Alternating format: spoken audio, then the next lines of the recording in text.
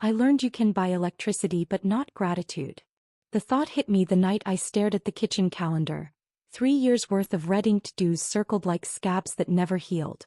Back then I was 26, the oldest daughter in a house that still smelled of my childhood. Walnut polish, laundry steam, and my mother's lilac perfume drifting down the corridor. We lived in Laurel Ridge, a sleepy cul-de-sac where porch swings creaked in harmony and neighbors waved with mugs half raised. From the sidewalk, we looked almost picturesque. Sun-bleached siding, plastic flamingos, a golden retriever named Penny patrolling the lawn. Inside, our finances were an unlabeled fuse box, every switch waiting to spark. Dad's construction jobs dried up the year the highway bypassed town. Mom's autoimmune flare-ups chained her to the couch, painkillers buzzing through the afternoons. My younger brother, Caleb, still chased music school auditions. My sister, Danny, skated by on weekend hostess shifts and Instagram dreams. So the math felt simple at first. I had a steady marketing gig 2 counties over, a reliable sedan, and naive faith that family debt was just another group project. I started covering the gaps. The power bill in May, water in July, the mortgage by September. I told myself it was temporary, a bridge across one unlucky season. The first Christmas after I stepped in, Mom cried when the heat stayed on. Dad clapped my shoulder with a silent squeeze.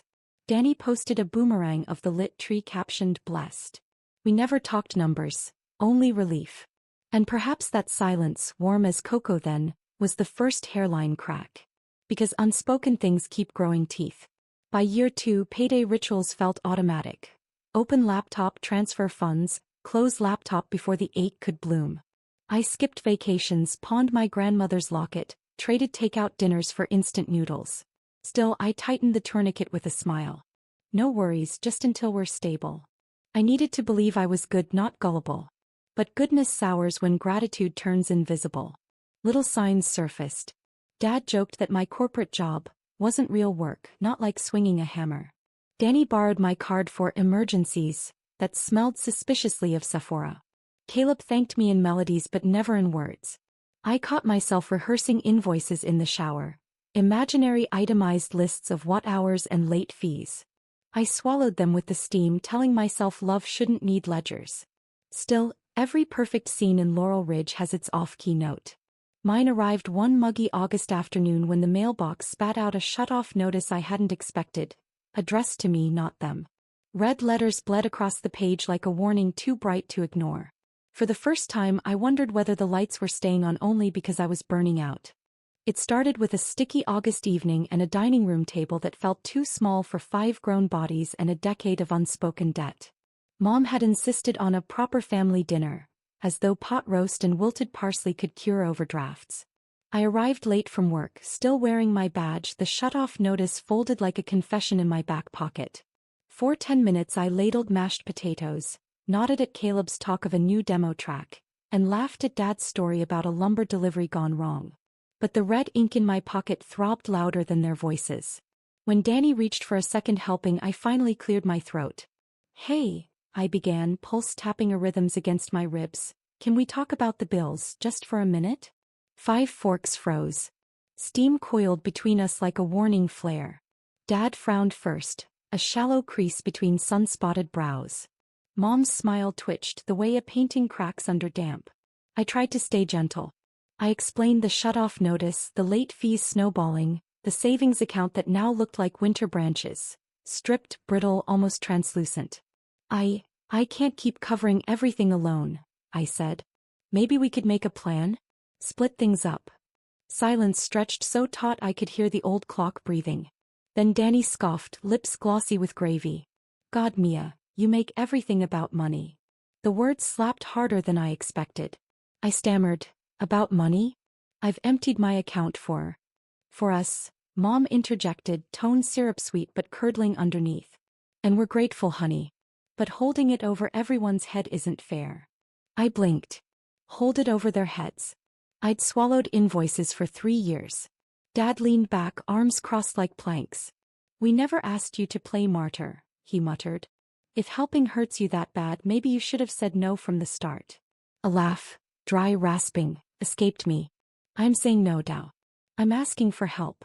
Caleb set down his fork with a clink. You're turning this into a guilt trip, sis. That's not love. The room spun. I felt pinned beneath a microscope, every gesture reinterpreted as self-pity, every sacrifice twisted into evidence of selfishness. In a last, reckless bid for clarity, I pulled the notice from my pocket and slid it across the table. Final due date, September 2nd. Lights, heat, water. Gone. Dad barely glanced at it. We'll figure it out, he said, pushing the paper back like an unwanted flyer. But you don't have to dramatize. Danny added, yeah, we all struggle. You're not the only one with problems. Something inside me cracked, quiet, lethal. Not even anger. More like the hollow snap of a branch you didn't know was load-bearing. I stood, chair legs scraping tile. Struggle. I've sold my grandmother's jewelry. I counted coins for gas to get here tonight. Mom's eyes shimmered, but not with sympathy, embarrassment maybe that the neighbors might hear. She whispered, lower your voice. And that, absurdly, was the finishing blow, that protecting the facade mattered more than protecting me. I walked out to the porch where the air tasted of cut grass and distant charcoal grills. Ordinary life moving on, indifferent. Behind me the family eyed bled for resumed dinner, forks clinking like nothing had cracked. There was no chance to defend myself, only that echoing sentence lodged in my skull. You make everything about money. A lie so tidy it fit on a bumper sticker, neat enough to mask years of quiet depletion. I drove away with headlights tunneling through humidity, wondering if I was the villain in their story, or if love was simply the name we gave to debts nobody intended to repay. 2 weeks after the dinner, my life began collapsing in increments too small for outsiders to notice, like a house eaten quietly by termites until the beams simply sigh and fold. The first beam snapped when my bank app notification chimed, balance below minimum. I stared at the digits, $42.17, and felt the floor tilt though I was seated perfectly still at my cubicle. I tried to steady myself with routine. Log in, draft campaigns, smile at coworkers who still thought I was the department's reliable sunbeam. But desperation stains everything. I skipped lunch to call utility companies, wheedling for extensions, my voice equal parts sugar and pleading gravel. I'm sorry ma'am, policy is policy, tightened the cord already cinched around my ribs. At night my apartment flickered like a dying stage set. One bulb surrendered, then another. I limited showers to 2-minute bursts of lukewarm drizzle. When the fridge motor clunked off for good, I ate peanut butter packets scavenged from the office kitchen and told myself hunger was a kind of penance. Work noticed. Typos crept into briefs. I snapped at a junior associate who missorted assets.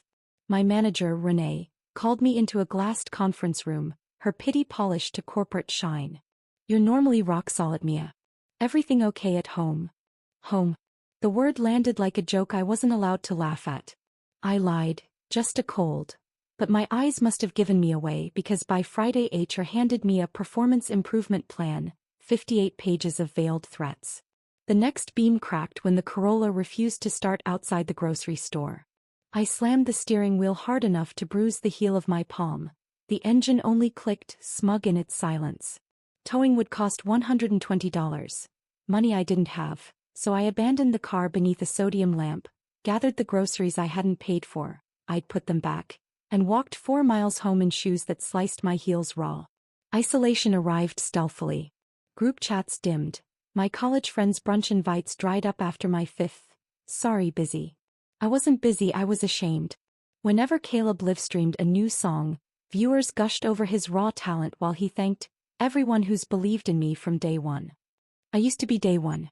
Now the mention felt like an erasure. Some nights I scrolled Danny's stories, her in neon club lights, captioned work hard, play hard. I almost commented whose card paid that bill, but deleted the words like an incriminating text. Bitterness, I learned, is a drink you pour for others and end up gulping yourself. Month-end rent loomed. I sold my TV, then my laptop. I considered the locket again but remembered the empty velvet its pawned ghost once filled. Another absence. When eviction papers slid under the door, I pressed my forehead to the cool wood, thinking of the house in Laurel Ridge where lights still glowed on someone else's dime. That night, the lowest, I dragged a pillow and a suitcase to my stalled Corolla. Rain drummed the roof like relentless applause for a play I'd never wanted to star in. I watched the dark windshield, trying to calculate how many milligrams of over-the-counter sleep aids equal oblivion. The math blurred. My phone buzzed with a text from Dad. Hope you're well. Mom made pot roast tonight. No offer, no question mark. Hope. As if hope were a Venmo transfer. I typed back, I'm fine. Then threw the phone onto the passenger seat where it landed face down, still glowing.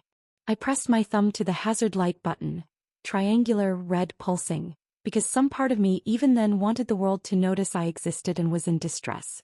By dawn, the rain had rinsed the streets clean, but not me. I smelled of wet upholstery and defeat. I told myself I could pawn one more thing, maybe the car battery, and buy another week. But another week of what? Some stories say rock bottom is a single catastrophic moment. For me it was continuous. A low hum of dread vibrating through every second, convincing me I might already be dead and simply hadn't stopped moving yet. I caught my reflection in the rearview mirror, hollow-eyed, cracked lip, and whispered, "Am I the villain?" The mirror had no rebuttal. That question haunted each breath until the morning an unfamiliar knock rattled my car window. Knuckles against glass, sharp, insistent. I flinched, heart sprinting. Through the smear of condensation I glimpsed a face I didn't recognize, holding a takeout coffee and a folded blanket. Rock bottom, it seemed, had an unexpected visitor. The face behind the fogged glass belonged to a woman in her 50s, steel gray pixie cut, crow's feet etched by either kindness or worry, maybe both. I cracked the window an inch. Night-chilled air rushed in. "Car trouble?" she asked, voice low, unhurried. Before I could invent a lie, she placed the coffee on the roof like an offering. "Looks like you've been sleeping here." Shame flared hot across my cheeks. I stared at my lap, at the crumpled eviction notice I'd used as a napkin. "It's temporary," I muttered. "I'm Nora," she said. "I run the St. Andrew's Community Garage 2 blocks over. We do sliding scale repairs. And late-night check-ins when headlights stay dark too long." She tapped the roof twice, gentle as a knock on a nursery door. "Mind if I sit?" She climbed into the passenger seat without waiting for permission, bringing the scent of sandalwood and engine grease. The Corolla felt smaller, but my chest strangely felt less crushed. She passed the blanket to me. I hadn't realized I was shivering. "Let's trade stories," Nora said, folding her hands. "I'll go first." She spoke of losing her son, opioid overdose, age 23. How grief drove her to fix engines because she couldn't fix people, until she discovered that mending one could sometimes mend the other. Her words were spare, unsentimental. Still, each syllable glowed with a pilot light of belief. When it was my turn, the dam burst. The 3 years of payments, the dinner table ambush, the slow implosion that followed. I expected judgment. Instead, Nora listened the way rain listens to rooftops. Absorbing, patient. When my voice cracked on, "Maybe I am ungrateful," she shook her head. "Debt and gratitude aren't the same currency," she said. "They just look similar under bad lighting." She offered a bargain. Tow the Corolla to her shop, trade my marketing skills for parts and labor, crash on the breakroom sofa until I could stand. Pride flared up, ready to refuse, but it fizzled against the simple steadiness of her gaze. No pity, just terms. I signed the invisible contract with a mute nod. The next weeks reassembled me bolt by bolt. Mornings began at dawn. Coffee thick as syrup, hands plunged into engine guts. I learned torque specs and the language of gaskets.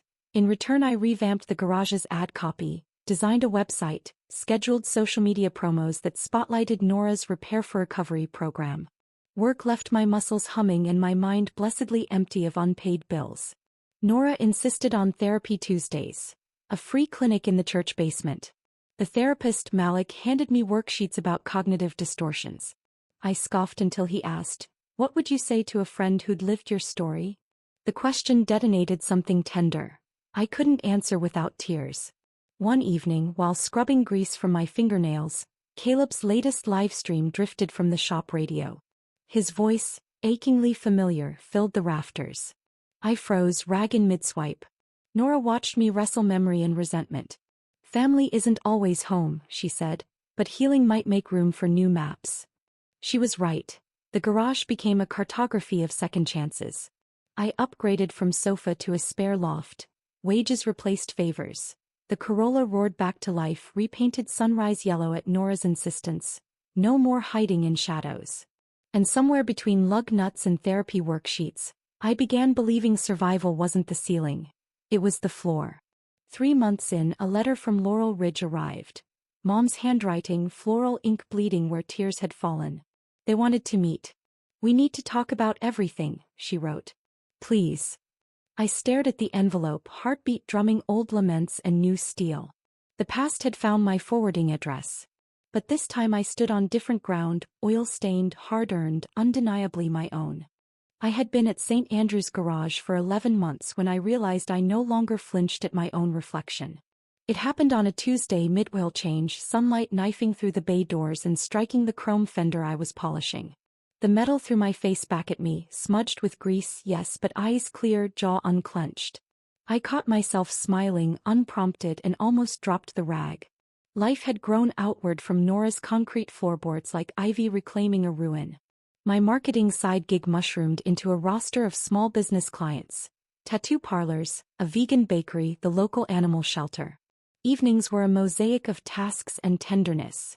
Community dinners at the recovery center, group ride Sundays on rebuilt motorcycles, therapy sessions where Malik pushed me past survival into meaning. And there was Jonah, one of Nora's volunteer mechanics, a former Marine with a laugh like gravel rolling in a brass drum. He taught me to weld, I taught him SEO. Sparks often flew, some from the acetylene torch, some from the accidental brush of hands.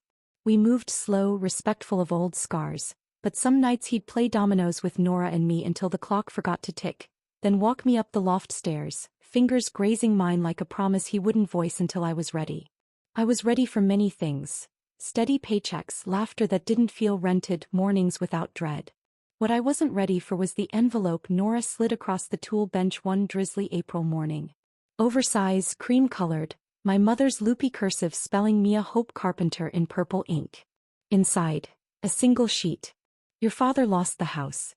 Danny moved in with friends. Caleb's touring and unreachable. We are staying at Aunt Ruth's but can't stay long. We know we hurt you. Please can we meet? Love, Mom." My chest prickled, equal parts panic and pity.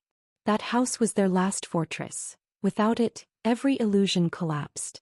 For a breath I felt the old reflex. Open laptop, wire money, make everything okay. Then Jonah's voice anchored me. "No one gets to rewrite history unless you let them." I wrestled the question for days, pacing the shop like a tiger in a too-small cage. Malik asked, "What boundary would future you thank present you for?" I scribbled answers. Condemnation? Conditional forgiveness? Complete severance? None tasted right. In the end I chose neutral ground. The church fellowship hall where I had cried into styrofoam coffee cups my first therapy night. Nora offered to come, I said no. I needed to stand on these rebuilt legs alone. The hall smelled of lemon polish and hymnal dust. Mom arrived first, hair grayer, shoulders slope broken. Dad followed, thinner, his work boots coated in drywall dust, eyes flicking around as though walls might judge him.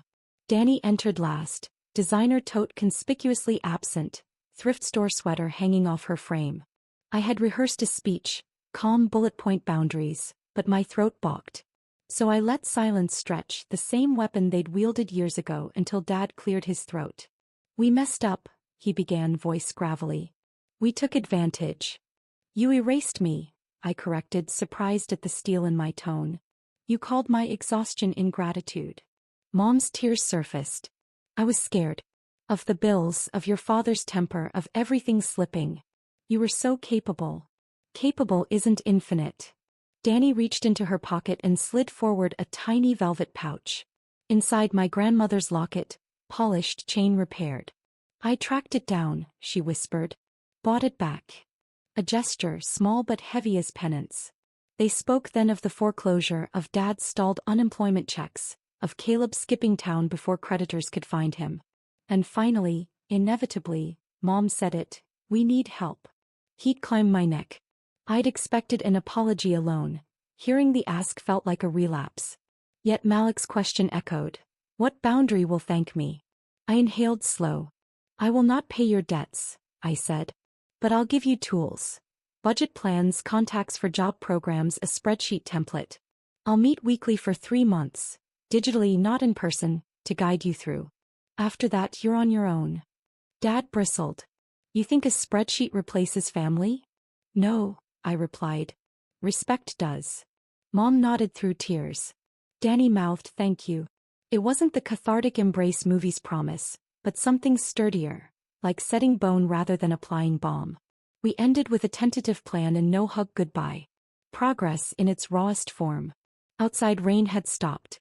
Pavement gleamed under streetlight halos. I opened the locket, inside a new photo. Me at the garage, arms smudged, grin wide, snapped by Jonah months earlier. Danny must have found it online. I traced the image with a thumb and felt the future tilt, still uncertain, but no longer hostage to yesterday's debts. I drove home, my home, where Jonah waited with reheated noodles and a question in his eyes. I answered by hanging the locket on a peg above the workbench, right next to a shiny wrench. Both symbols of something broken made whole. The past hadn't vanished. It had merely been refiled from active disaster to archived lesson. And that, I realized, was its true repayment. I used to think justice arrived wearing a judge's robe or at least carrying a certified check. Something official that stamped paid in full across the wreckage. It didn't. Justice, I discovered, was quieter. Waking up on a Wednesday and not resenting the breath in my lungs. Standing in a grocery line, swiping my own card and knowing the account behind it belonged solely to me. It was walking into the garage and hearing Jonah whistle off-key, realizing I could love the sound because there were no unpaid strings attached. Forgiveness, though, was another beast. Less verdict, more practice. The weekly video calls with my parents were awkward at first. Dad scowling at Excel cells he couldn't tame, Mom apologizing 3 different ways in the span of a single sentence, Danny filling silences with budgeting apps and deep sighs. Some evenings I would log off and rest my forehead against the laptop lid, fists curled with ancient anger. Malik reminded me that forgiveness isn't the same as reconciliation. It's the decision to stop hauling a corpse on my back. So I buried certain expectations in the soft soil of realism.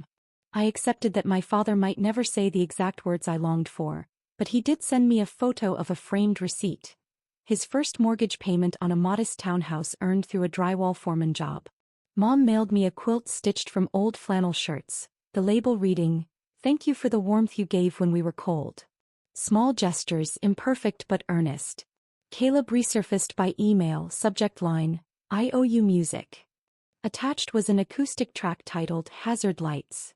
The chorus repeated my own late-night mantra. Somebody notice I'm in distress, turned into something raw and beautiful. I listened once, then a second time with the volume up, tears streaking clean paths through grease smudges on my cheeks. I wrote back, "I see you. I always did." No invoices, no guilt. Just recognition. Nora, ever the quiet sentinel, watched these evolutions like a master mechanic satisfied by the engine's new purr. One evening she locked up the shop, handed me a small box and said, "You're due an upgrade." Inside lay a silver key and a note. "To the corner unit above the bakery, first month's rent paid. The rest is yours to decide." I moved in a week later. My loft smells of sugar and espresso at dawn, motor oil and lilies by dusk. Chemical and floral, rough and tender, a mix that makes perfect sense now. On the day the 3-month coaching period ended, I closed the final call with my parents and didn't schedule another. Instead, I typed a letter. "I believe in the progress you've made. I need space to keep believing in myself. Let's meet again in a year, if we're all still moving forward." I hit send and felt the last invisible invoice slide off my shoulders. Sometimes, driving the sunrise yellow Corolla along the coast highway, I glance at the hazard light button, the one that pulsed like a heartbeat the night everything almost ended. I touch it not to summon help but as a reminder. I survived by asking to be seen, and I thrived by learning to see myself. If gratitude is light, then boundaries are the wiring that keeps it from setting the house on fire. I finally understand both. And when the sun drops behind the horizon, turning the ocean molten and new, I whisper a promise to the wind rushing through my open window. I will keep my own lights on, bright enough to guide others, never again so bright I burn out. If you made it this far, you're officially part of the drama. Subscribe for more, and tell me in the comments, what would you have done?